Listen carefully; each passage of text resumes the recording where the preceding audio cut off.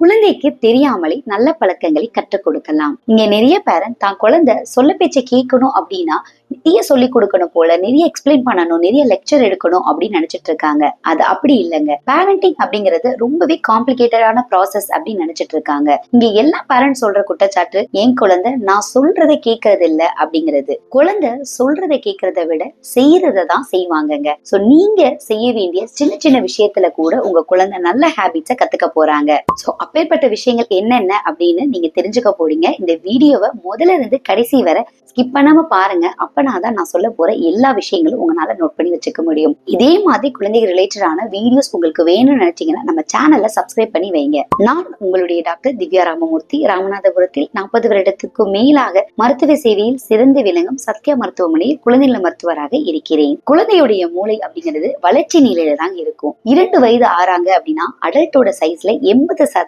சைஸ்ல தான் இன்க்ரீஸ் ஆகும் தவிர அதுக்கு மேல 2 வயதுக்கு மேல மெமரி பவர், கான்சென்ட்ரேஷன், இன்டெலிஜென்ட் இது எல்லாமே வளர்ற ப்ராசஸா தான் இருக்கும். சோ குழந்தை சிறு வயதுல கத்துக்கிறது அவங்களுடைய லைஃப் லாங்ல இருக்க போகுது. நம்மளுடைய மூளையில ப்ரீ ஃப்ரான்டல் கார்டெக்ஸ் அப்படின்னு ஒரு இடம் இருக்கு. அது ரொம்ப பியூட்டிஃபுல்லான ரோல்ங்க. ஒரு மனுஷன் தன்னை இயங்குறதுக்கு டெசிஷன் மேக்கிங், பிளானிங் இது எல்லாமே டிசைட் பண்றது அந்த ஏரியா. இதோடைய மெச்சூரிட்டி அப்படிங்கிறது 18ல இருந்து 20 வயசுல தான் நடக்கும். சோ அதுக்கு முன்னாடி வரைக்குமே ஒரு குழந்தை பருவம், அதுக்கு மேலதான் ஒரு அடல்ட் அப்படிங்கிறது கூட நம்ம சொல்றோம். சோ சின்ன வயசுல நம்ம சொல்லக்கூடிய நிறைய பழக்கங்கள், செய்யக்கூடிய பழக்கங்கள் எல்லாமே குழந்தை ஈஸியா கத்துக்குவாங்க. இது ஒரு எக்ஸாம்பிளோட சொல்லணும் அப்படின்னா ஒரு வெட் சிமெண்டோட நீங்க ஒப்பிட்டு பார்க்கலாம். உங்க குழந்தையுடைய பிரெயினும் அதே மாதிரிதான். சோ அதுல நீங்க என்ன பிரிண்ட் கொடுக்குறீங்க அப்படிங்கிறது தான் ஃபைனல் அவுட்கமா வரும். சோ குழந்தை சிறு வயதுல எதை கத்துக்கிறாங்களோ அது அவங்களுடைய கேரக்டர் அண்ட் பிஹேவியரை டிசைட் பண்ண போகுது. ஃபர்ஸ்ட் உங்க குழந்தைக்கு மைக்ரோ எக்ஸ்போஷர், அதாவது சின்ன சின்ன விஷயத்துக்கு எக்ஸ்போஷர் ஆக்கணுங்க. நம்ம குழந்தையுடைய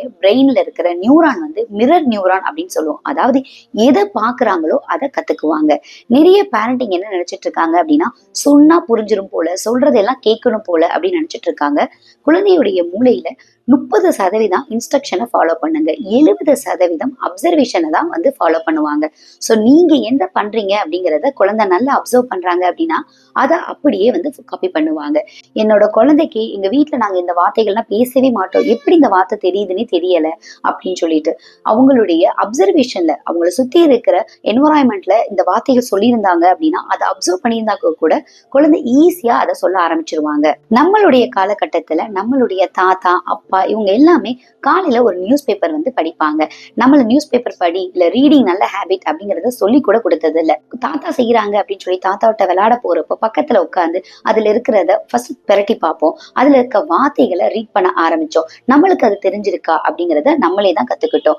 சோ யாருமே ரீட் பண்ண நம்ம வீட்டுல சொன்னதில்லை. ஆனா நம்ம எப்படி இந்த ரீடிங் ஹேபிட்ஸ் அப்படின்னு வந்துச்சு அப்படின்னா இப்படிதான் அப்சர்வ் பண்ணி தான் வர ஆரம்பிச்சது. இன்றைய காலகட்டத்துல பேரண்ட்ஸ் எல்லாருமே நியூஸ ஒரு மொபைல்ல தான் பாக்குறோம். சோ குழந்தைக்கு புரியுமா அவங்க நியூஸ் பாக்குறாங்க மொபைல்ல அப்படிங்கிறது? இல்லவே இல்லை. குழந்தை பாக்குறதெல்லாம் அப்பா அம்மா அதிகமா மொபைல் பார்த்துட்டு இருக்காங்க போல அப்படிங்கிறது. அவங்களுக்கு அது நல்லது கெட்டதுங்கிறது பிரிச்சு பார்க்க தெரியாது. சோ நீங்க செய்யற ஒரு சின்ன விஷயம் கூட குழந்தையுடைய மூளையில போய் பெரிய இம்பாக்ட கொடுக்க போகுது. Second, daily habits. அதாவது நிறைய பேரண்ட் குழந்தைகளை திட்டுறதுக்கு காரணமே காலையில எந்திரிச்சு ஒரு பிரஷ் பண்ற விஷயமாகட்டும், ஸ்கூல் கிளம்புறது, ஈவினிங் ஸ்கூல்ல இருந்து ஒரு ஷூவை எடுத்து வைக்கிறதுல இருந்து எல்லாத்துலயுமே குழந்தைகள் சின்ன சின்ன ஹேபிட்டா தான் இருக்கும். அதை கூட ரெகுலரா செய்ய மாட்டாங்க. நான் டெய்லி இன்ஸ்ட்ரக்ஷன் கொடுக்க தான் செய்யறேன் அப்படின்னு பேரண்ட்ஸ் நினைச்சிட்டு இருக்காங்க. இன்றைய காலகட்டத்துல குழந்தைகளுடைய வேர்ல்ட் அப்படிங்கிறது ரொம்ப ஃபாஸ்டா இருக்கு. நிறைய விஷயத்த கத்துக்கணும்னு நினைக்கிறாங்க, நிறைய விஷயத்த எமோஷனலா பாக்குறாங்க. அப்படிங்கறனால நீங்க என்ன பண்ணணும், குழந்தைய சின்ன சின்ன ஹேபிட்டுக்கு ஒரு என்கரேஜ்மெண்ட் பண்ணணும். காலையில எந்திரிச்சோடனே ஒரு குழந்தைய ஹக் பண்ணிட்டு வாங்க பிரஷ் பண்ணலாம் அப்படின்னு சொல்லிட்டு பிரஷ் பண்றாங்க அப்படின்னா அந்த டைம்ல ஒரு ஹைஃபை பண்றது, ஒரு கிளாப் பண்றது, இந்த மாதிரி என்கரேஜ்மெண்ட் எல்லா குழந்தையும் எதிர்பார்க்கறாங்க.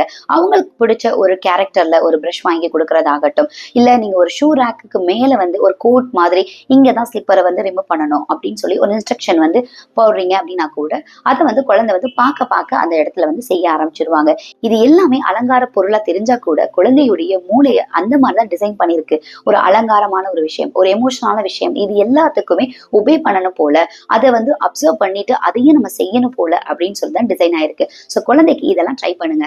பெரும்பாலும் நிறைய மதர் சொல்றது, என் குழந்தை குழந்தை நேரத்துக்கு தண்ணி குடிக்க மாட்டாங்க, தண்ணி குடிக்கிறத கூட நான் சொன்னாதான் செய்யறாங்க அப்படின்னு சொல்லி நான் சொல்ற டிப் என்ன அப்படின்னா, குழந்தைகளுக்கு ஒரு வாட்டர் பாட்டில் அவங்களுக்கு பிடிச்ச கலர் இல்ல அவங்களுக்கு பிடிச்ச டிசைன்ல நீங்க வாங்கி கொடுங்க.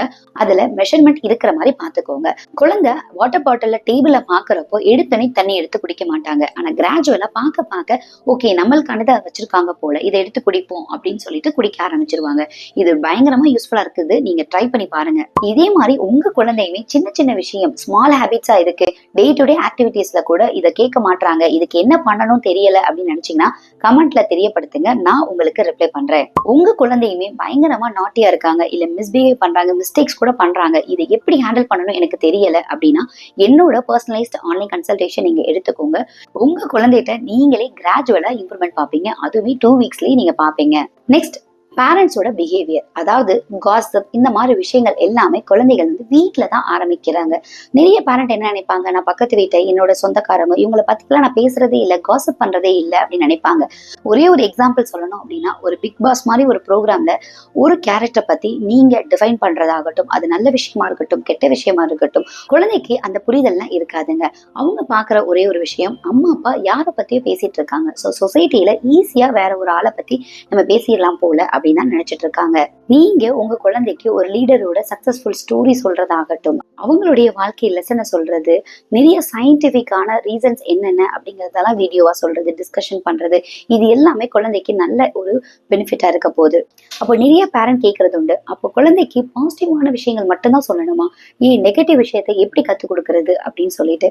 குழந்தையுடைய மென்டல் மைல் ஸ்டோன் அப்படிங்கிறது வளர்ற ப்ராசஸ்ல தான் இருக்குங்க.